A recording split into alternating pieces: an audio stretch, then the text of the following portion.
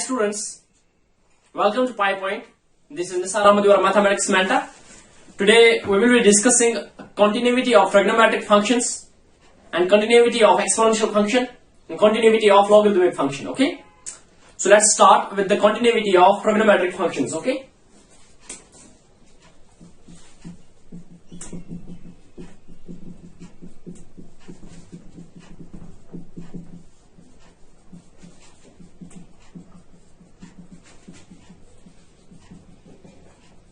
Okay, so first trigonometric function we'll just start with, that is sine of x.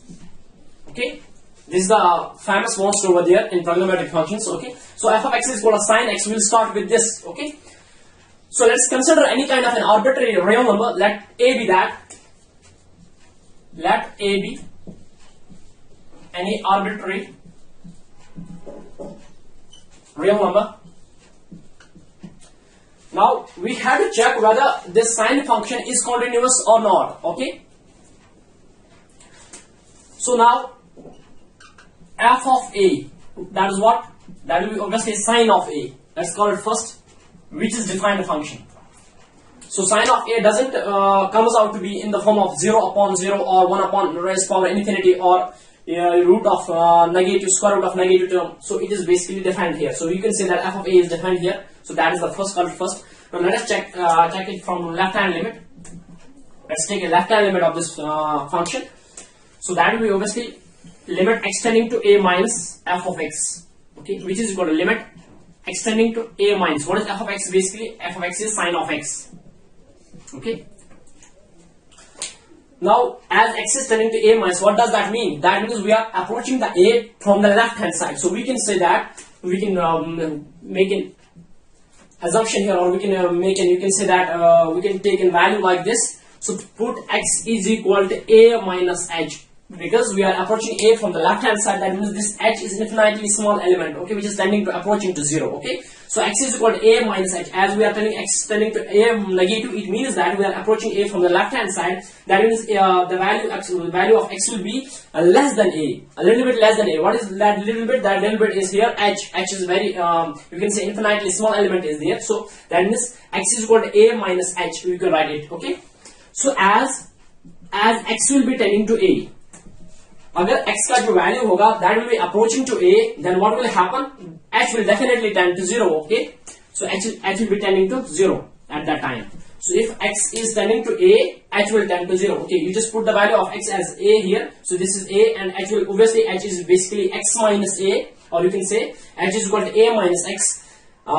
When h is a minus x, you can put the value of x as a, and h will comes out to be 0. So that means as x is approaching to 0, h will approach to 0. Okay, x is tending to a, h will tend to 0. Okay, so moving ahead, what we will get? We will get what? So that's limit h tending to 0. Now we have just replaced this x as h. Okay, in terms of h we are going to write it limit h tending to 0. So what is sine of? Sine of what is x here? So x is basically a minus h. So you can write it a minus h. Okay, so moving ahead, limit h tending to 0. You know there is a famous formula for that. Sine of x minus y, that's equal to sine x cos y minus cos x sine y, or sine of a minus b, that is sine a cos b minus cos a sine b. So you can write it sine a cos b minus cos a sine b. Okay, you can write in terms of the formula. Okay, so that the formula is like this. You can write over here sine of a plus b or minus b. Okay, you just take here minus as, so that is called the sine a cos b minus cos a sine b. Okay, that's the formula there. So by the property of limits, what you can get? By property of limits, you can just give this limit to this term and this term separately. So that means limit h tending to 0, it will be sine of a cos of h. Okay, minus limit h tending to 0 cos of a sine of h. Okay, this is the way over there. So then limit h tending to 0 since sine A is a constant here, because the limit is for the h only, so we will take this A as here in the multiplicative manner. So we will take it like this, sine of A, because limit of constant is constant as far as property of limits is concerned. So we can have limit h tending to 0, okay, cos of h, okay, minus here cos A is constant. Why? Because limit is for the h, so we can have cos of A dot limit h tending to 0 sine of h, okay, sine of h, okay. So moving ahead, sine A. Now what is limit h tending to 0 cos of h? As angle is approaching towards 0, cos is approaching towards 1, because you know that what is cos of 0? Cos of 0 degree is what? 1. So that means as theta is approaching towards the 0, the value of cos theta will become to 1 at that time. So that means limit h tending to 0 cos of h will become 1. So it will be 1 here, okay. So minus of cos of A, okay. What happens to sine? When theta is approaching towards 0, sine theta is approaching towards what? 0. So that means we know that there is one of the famous, you can say that expression we write here, that sine theta is approximately theta. Okay, so that means when theta is approaching towards 0, sine of theta will be equal to 0 at that time. So that means when theta is approaching here, h is approaching to 0, sine of h will be 0. So that means you will get the value as sine of A into 1, that's called sine of A. So sine of A, okay, minus 0, you will get only sine of A. So that means left hand limit is sine of A. Its actual value is A, sine of A, its left hand limit is sine of A. Now let's check its right hand limit, okay. Now we will move towards right hand limit.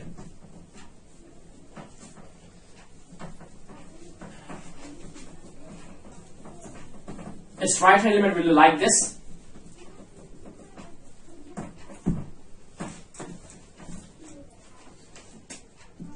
Its right hand limit will be like this. Limit extending to A plus f of x. So that is limit extending to A plus, what is f of x there? That is sine of x, okay. So that means we can have here, put x is equal to A plus h, because we are approaching towards A from the right hand side. So that means x will be a little bit greater than A. So that means x will be equal to A plus h, where h is infinitely small element here, okay. So you can replace it limit as x will tend to A, h will tend to obviously 0. So because h is here, A minus x, or you can say x minus A here. So x minus A here, h is here, x minus A. If you just putting the value of x as A, h will comes out to be 0. So that means we can change the limit in terms of h. So that is limit h tending to 0, okay. Sine of, you can write here A plus h. Why? Because x is A plus h here. So you can write it A plus h.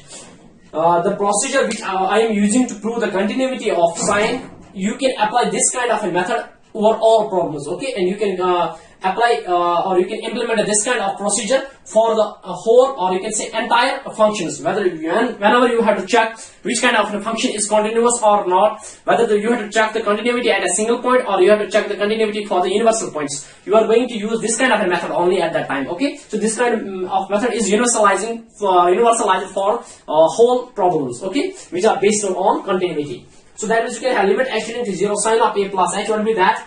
That will be obviously equal to what? Limit h tending to 0, okay. So that is sine of A plus B. That's sine A cos B plus cos A sine B. Sine A cos B plus cos A sine B, okay. So moving ahead, what you will get like this, limit h tending to 0, okay. So you can take limits to individual terms here. Why? Because we know that as far as limits of a property of limits is concerned. So you can take here sine of A cos of h plus limit h tending to 0, okay, cos of A sine of h. So moving here, so that is limit, since you can observe here sine A is constant over there, so we know the limit of constant is constant, so you can take it like this, sine of A limit h tending to 0 cos of h, and then there is what, plus sign over there, so that is what, cos of A is constant here, so it's cos of A limit h tending to 0 sine of h, okay. This you can take. Now sine of A, you know that limit x tending to 0, whenever theta is approaching towards 0, cos of theta will be tending to 1 plus, and cos of A, when theta is approaching to 0, sine of theta will tending to 0. So that means you will get 0. So you will get the value sine of A. So from first, second and third, if you just compare first, second and third expressions, what you will get? You will get limit x tending to A minus f of x is equal to limit x tending to A plus f of x, okay, is equal to f of A. So what you can say that? So that you can say that the sine function is continuous function. So that means sine function is continuous everywhere. So from this method we can say that, or from this procedure we can say that every definite trigonometric function is continuous. So similarly you can check the continuity for the cosine x, okay. So this is the for sine x, and similarly you can discuss the continuity for the cosine of x. Then you have to change the value of only formula over there, that here is sine of A plus B, there you have to use cos of A plus B, that is cos A cos B. If there is a plus sign, that's cos A cos B minus sine A sine B. If there is a minus sign, that is cos of A minus B, then you can write that cos of cos A cos B plus sine A sine B, okay. So this is a continuity of sine function. We are discussing its continuity. Okay, that means we conclude that sine function is continuous everywhere. So if you just look at the graph of this function, so that is like this. So this is the function of this is the graph of a sine function. You can check it. That means this curve doesn't break at any point. So you can say that this is continuous everywhere. Okay, so sine function is continuous everywhere. So we have also proved that that from this kind of a method.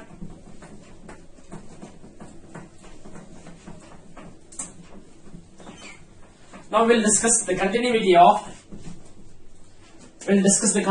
of cosine function. So if f of x is equal to cos of x, okay, I will discuss one part of it, and another part you will just do it by yourself. Okay, so let me start with let A be any arbitrary real number or constant. Okay, so what you will start with now. F of A will be equal to what? Cos of A, which is defined one. So which is defined here. Okay, moving ahead, you will just take left hand limit. Its left hand limit will be like this: limit extending to A minus f of x. That is limit extending to A minus f of x is there what? Cos of x. Okay. So similarly, since we are approaching to A from the left, so we will have here. Put x is equal to A minus h. As x is tending to 0, as x is tending to A, h will tend to 0. So what you will get? You will get limit h tending to 0. Okay. Cos of, since I have changed the limit in terms of h, so we will change the value of x here. That is A minus h. We write it A minus h. So this is the value of this function. So that is limit h tending to 0 cos of A minus h. Moving ahead, what you will get here? You will get limit of h tending to 0. What is cos of A minus b? That is cos of A minus b. That is cos A cos b plus sin A sin b. Okay, by using the formula. Okay, cos of A minus b is cos A cos b plus sin A sin b. So what you will have, you will by the property of limits, you can give the limits to each term here. Okay, that is cos of A cos of h. Okay, plus limit h tending to 0 sin of A sin of h. Okay, so since this cos A is a constant value over here, so you can have cos of A, that's limit h tending to 0. Okay, cos of h plus limit h here sin of A is constant, so you can take sin of A as it is, and we will take limit h tending to 0 sin of h. Okay, and you know that cos of h, when h tending to 0, that means whenever the theta is approaching towards 0, so the value of cos at that time is 1. So you will have, it is cos of A times 1 plus sin of A, and you know that when theta is approaching to 0, the value of his sin at that time is what? That the value at that time is obviously 0. So you can have 0 over here. So in nutshell, you will get cos of A. Let's call it second. Okay, Similarly, by applying the formula for the right hand side, you will come with the result. Okay, let's start with its right hand limit.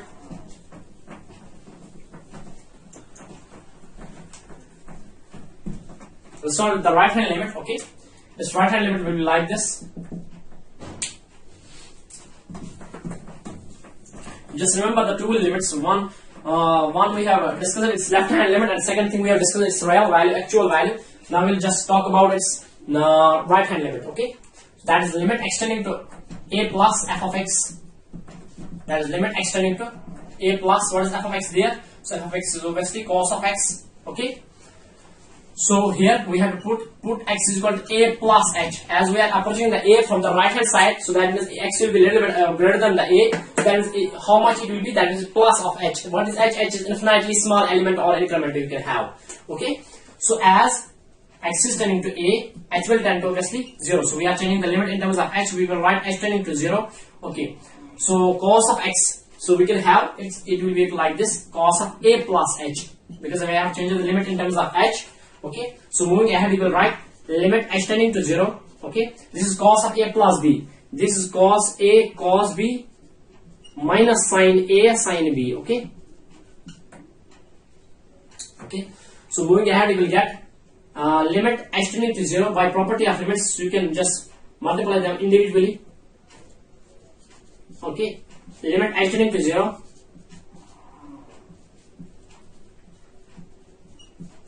Okay, now here, so you will get, since this a is constant, cos of a is constant over here, because limit is for h, so you will have limit of constant is constant, so that is cos of a, limit of h tending to 0. Okay, cos of h, and similarly plus, so a minus sign is over there, so sin of a will be constant, so you can have sin of a limit h tending to 0, cos of h. Okay, so what you will have? You will have cos of a is, what is limit h tending to 0, cos of h? That is obviously 1. We have just discussed it 2 times. Okay, and what is cos of h? So this is sin of h over here. Okay, sin of h. Okay, that is obviously equal to 0. So you will get what? Cos of a. So from first, second, and third, you will get that left hand limit of is equal to right hand limit is equal to actual value of the function. So what you can conclude? You can conclude that cosine function is also continuous. Okay, so if you just like just go for, so that means sine function is continuous everywhere, cosine function is continuous everywhere. Okay, so likewise you can check its graph. The graph is like this. That starts from the 1, and the cos of sine starts from the 0, because sine 0 is 0 and cos 0 is 1. But it starts from the 1. The difference is only that. Okay. Now we have discussed the continuity of sine. We have discussed the continuity of cosine. Both are continuous everywhere. Now we will discuss third one.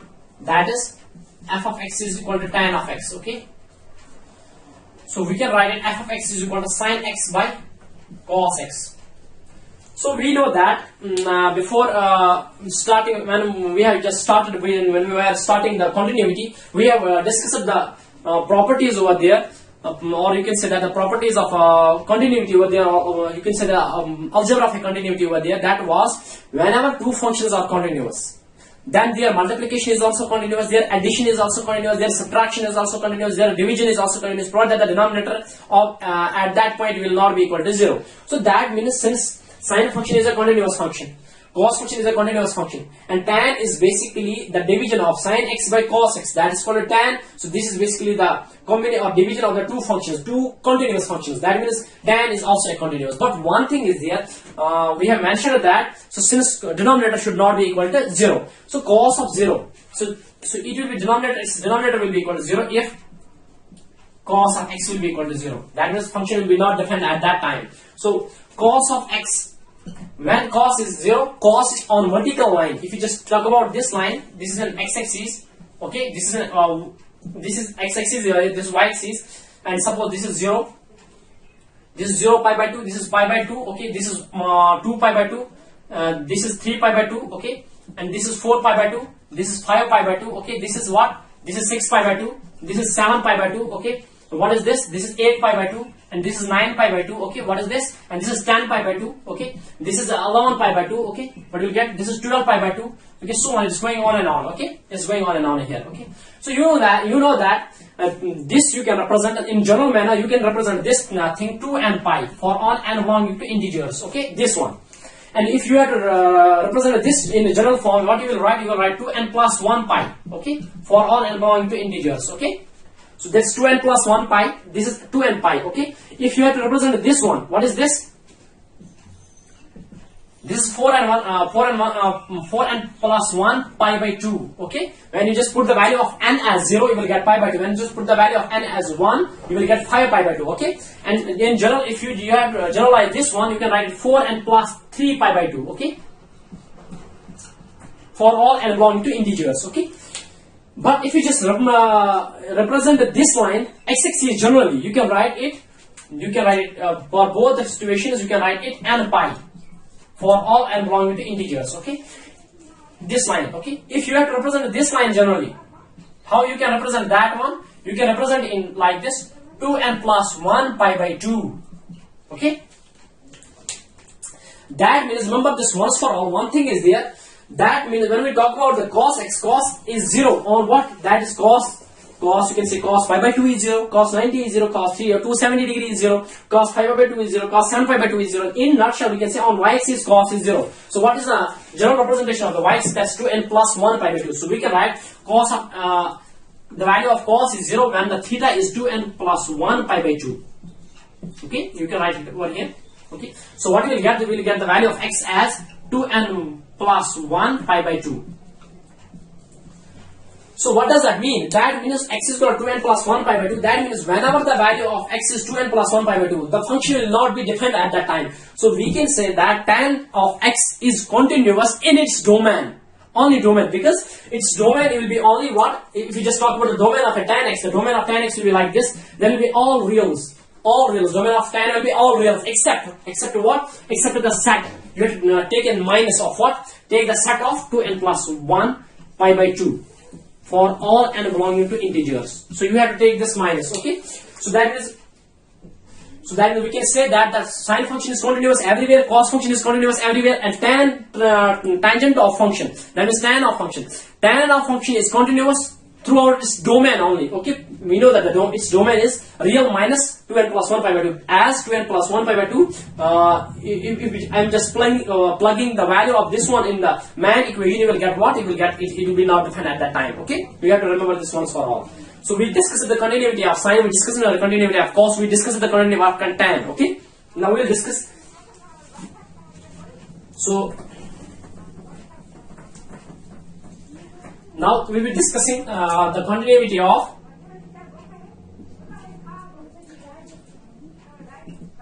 cot function, okay. Cot, and you know that cot is what? Cot is basically cos x by sin x.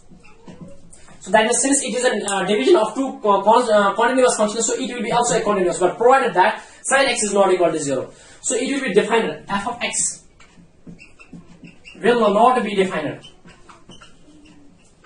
Will not be defined. कब? जब sin x का value 0 आएगा. Okay, you know that sin 0 is 0, sin pi is 0, sin 2 pi is 0, sin 3 pi is 0. In nutshell, on x-axis sin is 0. The value of on y-axis cos, value of cos is 0, and on x-axis sin of the value of sin is 0. So that means you can have here. So sin of x is equal to sin of n pi. Sin of n pi you can have. So that means x is equal to n pi. So that means. So this cot function is continuous everywhere except it's at the point where x is equal to n pi. It will be not defined at that point. So that means we can say that so cot function is continuous towards domain, and you know that its domain will be what? Its domain will be obviously set of all reals minus set of n pi, such that n belongs to integers. Okay, so you will have what? This kind of a domain over here. So that means we have discussed the continuity of sine, cos, tan, cot. Similarly, you can do for the sec and cosec. And sec is what now? And sec, you know, if you have to discuss the continuity of sec, you will get what? F of x is equal to what? Sec of x. That means sec of x is basically what? That is 1 upon cos of x. So that means we have learned from the properties of the continuity functions. That means when f is continuous, then 1 by f is also continuous. If g is continuous, then 1 upon g is also continuous. That means we know that cos is a continuous, so 1 upon cos is also continuous. But provided that cos of x is not equal to 0. So when it will be not equal to 0, obviously using the same criteria, so that means x should not belong to 2n plus 1 pi by 2. Okay. So similarly, you can go for the cosec of x, and cosec of x is what? And cosec of x is basically 1 upon sine of x. And this will be continuous. You know that the sine is continuous, that 1 upon sine is also continuous as far as properties of continuity is concerned. So so sine of x is not equal to 0 when x should not belong to what? N pi. And at that time it will be not defined. So we have discussed the continuity of sine, we have discussed the continuity of cos, we have discussed the continuity of tan, cot, sec, cosec. I think we have discussed the continuity of all trigonometric functions. Now we are moving ahead, we are going to discuss the continuity of exponential function. Okay. So we'll check the continuity of exponential function here. Okay. If you have any kind of a problem with these quadrantal angles, these are called quadrantal angles. Angles which are multiple of pi by 2, they are integral multiple of pi by 2, they are called quadrantal angles.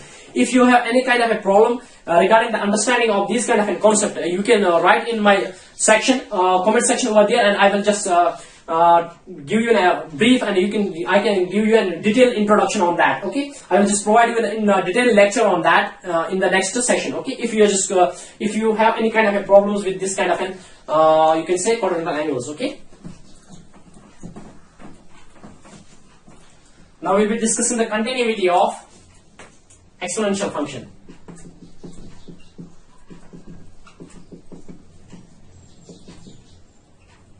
Exponential function. Okay. What is an exponential function? First, and function. I think so. Exponential function is basically a little bit of introduction is like that. When the base is constant and the power is variable over there, constant raised to power variable, that is called the exponential function. In a nutshell, you can write that. So, function which exists in the form of where base is a constant and x is what? A variable over there, and such that a is greater than 0. So that means this function is called what? This is called the exponential function. We have two kinds of exponential function. If this base is simple a, then we say that this is a common exponential function. Common exponential function. Okay. If the base is there e, so that means you can write, so Euler's constant or Euler's number, you can have e. So you know that e is an Euler's number or Euler's constant, we can say that. This is also a constant. If we just take a variable over there, so this is also exponential function, but this exponential is called a natural exponential function.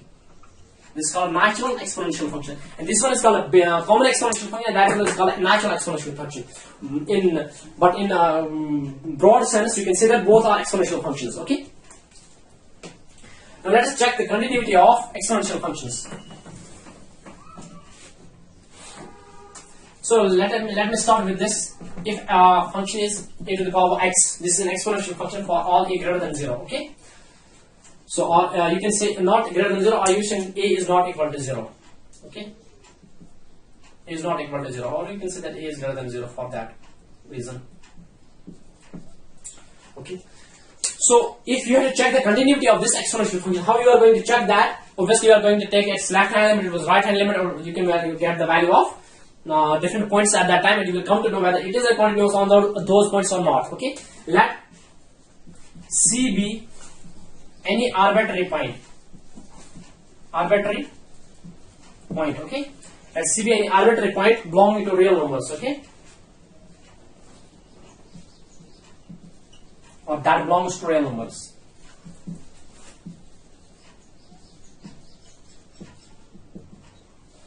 That belongs to real numbers. Let's check now. F of C.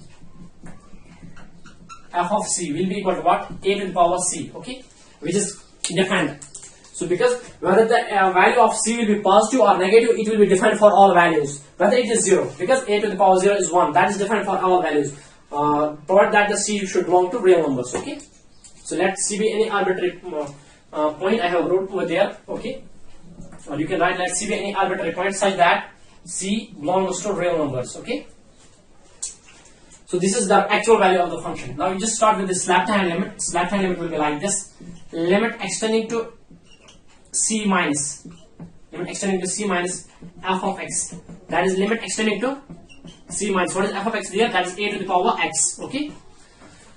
So we will use the same procedure over here. Put x is equal to c minus h. As x is tending to c, h will tend to 0. As x is tending to c, h will tend to 0. So we are changing the limits now. We will write it like this. Limit h tending to 0. Limit h tending to 0. A to the power x will be equal to c minus h. C minus of h. Okay. So moving ahead here, what you will get? You will get limit h tending to 0, a to the power c dot a to the power minus h. Because in division and in multiplication, when bases are same, powers are added, you can have c, a, this is the common base over there, and you can take c minus h. Okay. So moving ahead, by the property of limits, you can write it like this. Limit, since a to the power c is constant, because the limit is for h only, so you can have a to the power c dot limit h tending to 0. Limit h tending to 0, a to the power minus of h. And you can write it like this. A to the power c, limit of h tending to 0, 1 upon a to the power h. Okay. And since this is the limit, and according to the property of limits, you can have limits. You can give the limits to the both numerator and denominator. So the obviously the limit to the numerator will be what? Then will be 1 only, because limit of constant is constant. You can have a to the power c dot 1 upon limit h tending to 0, a to the power h. So what is that? That is a to the power c dot 1 upon 1 is equal to 1, because limit h tending to 0, limit x tending to 0, a to the power x is equal to 1 basically. So remember this once for all. You can have this kind of a result over here. That is equal to 1. How that is possible? So I can give a proof on that. So I will provide you a proof for this later. Okay. So that means on the left hand limit we got what? That means, so a to the power c. So that is basically a to the power c dot times 1 will be what? A to the power c. So this is second. So from first we got the value of c is a to the power c, and from left hand limit we got the value of as a to the power c. So let us check its right hand limit. Okay. We'll check its right hand limit.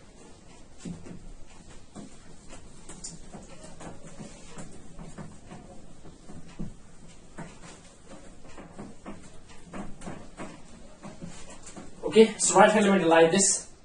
Right hand limit. Okay. So what is the right hand limit? Right hand limit, limit x tending to c plus f of x, that is limit x tending to c plus, what is f of x there? That is a to the power x. Okay. So put x is equal to c plus h. As we are approaching the c from the right hand side, so we'll say that as x is tending to c, h will tend to 0. That means limit h tending to 0. Okay. A to the power c plus h. Okay. So you can write like this. Moving ahead, you will write limit h tending to 0, a to the power c dot a to the power h. Okay. And similarly, moving ahead, you can write it like this.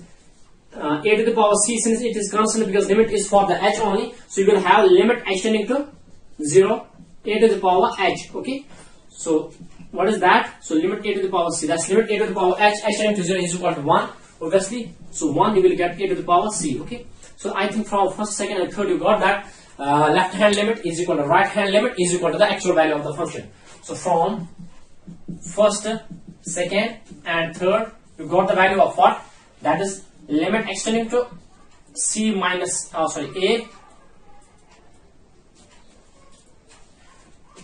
c. Okay.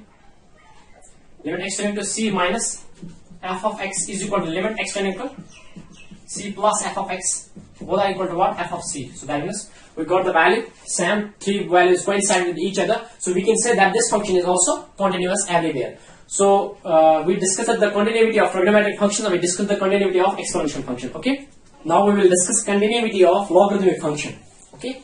So let's start with f of x is equal to log of x to base c. Okay. For all c greater than 0. Okay. So अगर हमारे पास कोई भी logarithmic function है, f of x is equal to log of x. Okay, this is the logarithmic function. You know that if the base is here 10, that's called a common log. If the base is e there, Euler's number, then that is called the natural log. But we are taking, apart from the natural log and the common log, we are taking the base c over there. Okay, so we have the function of log of x to base c. Okay, where c is greater than 0. Let us us check its continuity. So we know that its domain is what? If you just check out the domain of a logarithmic function, that is what? Its domain is 0 to infinity. Okay. So its domain will exist. So that is f of this logarithmic function is defined only in this interval. That is open interval is there 0 to infinity. Okay. So we have to check this function continuity of a logarithmic function on the given domain. Okay. So let's start. So we know that let a be any arbitrary value or point, you can say that arbitrary point such that a should belong to real numbers. Okay, so we'll start its checking its whether it's continuous or not, its given domain. Okay, so taking its we'll start with its if we just take a right hand limit. Okay,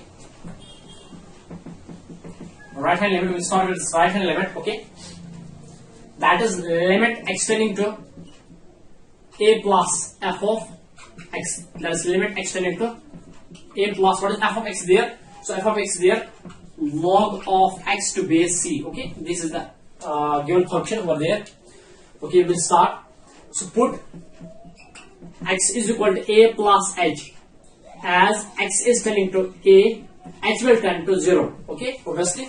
So that means we'll start with what will remain with h will change the limits in terms of h. Okay, limit h tending to 0, log of, for x we can write a plus h, okay, to base c. Okay, so this will be our limit. Okay, then moving ahead, assumption is over there. Okay, then limit h tending to 0. Okay, log of, for a you can write, if you just take a as common, you will write plus 1 of h upon a. Okay, to base c. Okay, so this is an argument here. Okay, so argument is a into 1 plus h upon a. We just multiply, we have taken an a as a common. If you just multiply with a times plus a plus h, you will get the same value. Okay, so for this you will get what? Limit h tending to 0. This is log of m into n. We know that that's a log of m plus n. That is log of a to base c plus log of 1 plus h upon a to base c. Okay, because you know that log of mn, because log mn is equal to log of m plus log of n. Okay, that's the value. Okay, so moving ahead, what you will get? So since limit is for h, but here it is constant, so you can have limit of constant is constant. You will get the value of log c, log of a to base c. Okay, plus limit h tending to 0. Okay, log of 1 upon h. Okay, you will left with this term only. What we are going to do with this term? Okay, let me tell you that there is one of the limit there. So limit x tending to 0, limit x tending to 0, log of 1 plus x upon x is equal to 1 on the base is there e. When base is over there, then limit x tending to 0, log of e to log of 1 plus x to base e upon x is equal to 1. But when the base is here e, but we have a base here c. Okay, now we are going to change what? We are going to change its base in terms of e. If we are going to change its base in terms of e, what will how we are going to change that? There is a formula for the changing the base. That is, if we have log of x to base a, and if we have to change it, suppose in another base, say b, so we can write it log to base b will be equal to x upon log to the x to base b and log of a to the base b. Okay, so base will be the same. And if we are going to change its base, so अगर हम यहाँ पर base को change करना चाहते हैं तो हमें क्या करना है? ये जो है log of x to base a, अगर हम बेस रखना चाहेंगे b, तो हम कैसे कन्वर्ट करेंगे? We can write this ऐसे, हम इसको रखेंगे the log of b, so log of x to base b and log of a to base b. Okay, so अब बेस यहाँ पर a थी, यहाँ तो चेंज होगी b में, तो ये कैसे हमने कन्वर्ट कर लिया? तो पहला वाला जो आर्गुमेंट तो आएगा आर्गुमेंट ही, और दूसरा वाले का जो आर्गुमेंट आएगा वो आएगा बेस. ये नंबर हमेशा आपको याद रखना है. Okay, So what you are going to do, so you can have here, that is what we'll now start with, this log of a to base c, okay, plus limit of h tending to 0. You are just converting into log of e, so we'll have log of e, okay, upon, तो आएगा पहला वाला argument 1 plus 1 upon a, okay, upon नीचे क्या आएगा log of e, ये तो same रहेगा, ओके, बेस तो सेम रहेगी, लेकिन इसका आर्ग्यूमेंट क्या आएगा, पहले वाला का जो आर्ग्यूमेंट आएगा वो पहला का ही आर्ग्यूमेंट है, दूसरे वाले का जो आर्ग्यूमेंट आएगा वो दूसरे की बेस आएगी, that will be c, okay. So we'll get like this, okay. So moving ahead, you will get what? Log of a to base c, okay, plus by changing by rule of changing the base formula. So that is what? If log of you have there.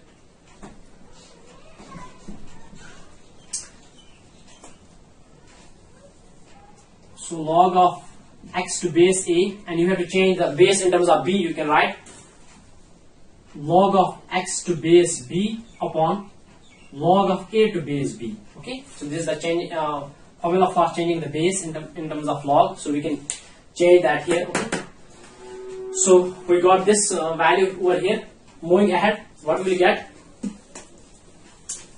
So let me tell you that this thing is a constant, because limit is for h, so this one is constant. You can take it out of the bracket. Okay, you can take it out of the bracket, so we will get what? Log of c to base e. Okay,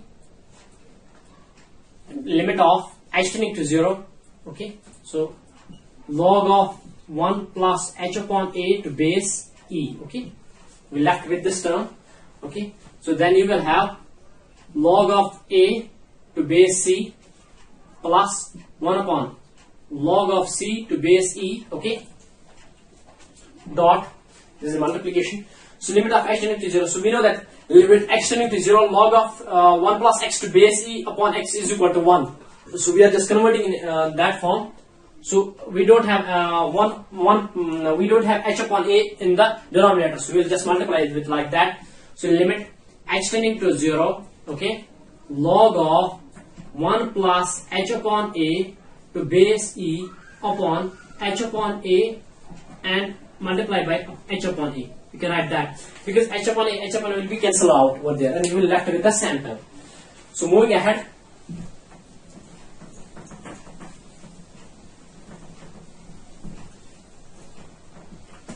what we'll get? We'll get like this.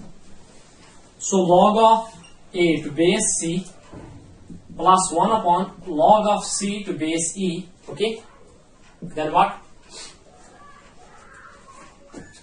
Then here a limit of h tending to 0, log of e plus 1 upon a divided by 1 of h upon a. So it is like similarly like this, but h we can write it as h is tending to 0 implies that h upon a will also tend to 0. So we can write it like this. So you can write limit h upon a tending to 0 log of 1 plus h upon a to base e upon h upon a dot limit h upon a tending to 0 into h upon a. Okay, so what we will get? We will get log of a to base c plus 1 upon log of e to base c, log of c to base e. Okay, then what is this? This thing is equal to 1 by using that property. Limit x tending to 0 log of 1 plus x upon x to base e is equal to 1. So that means I think this resembles with that factor here. There x has been replaced by h upon a. So you can write it 1, and for this is basically 0. So what you will left with? You will left with log of a to base c. This is your second. Okay. So your first was log of a to base c. Your second is log of a. Similarly, you can go for what? You can do for left hand limit. You will come up with the result, same result. Okay, so from first, second, and third, you will compare that. So limit x tending to a minus f of x is equal to limit x tending to a plus f of x. Okay, is equal to f of sorry, there was a point. Yes, it was a. Okay, so f of a. So that means these three values will coincide, and that means So logarithm function is continuous through its domain. Okay, in its domain the function is continuous. If you feel any kind of a problem during the finding out the left hand limit of this logarithmic function, then you can write in the comment section, and I will just provide a proof for that, or I will just elucidate for you at that time. Okay, so this was, now we have checked the continuity of trigonometric function, we have checked the continuity of exponential function, we have checked the continuity of logarithmic function. We conclude that sine function is continuous everywhere, cos function is continuous everywhere, tan function is continuous in its domain, cot function is continuous in its domain, sec function is continuous in its domain, cosec function is continuous in its domain. Okay, similarly logarithmic function is continuous in its domain, and exponential function is continuous everywhere, whether that's a function of a to the power x or whether that's a function of e to the power x. Both functions are continuous everywhere. Okay, so we have discussed the continuity of trigonometric functions, exponential function, and logarithmic function. In the next chapter, next lecture, we will be discussing the continuity of composite functions, and the continuity of various other functions. Okay, whether we will talk about the rational functions, polynomial functions, modulus functions, identity function, constant function. We will be discussing the continuity of those functions. Okay, till that, have a jolly time ahead.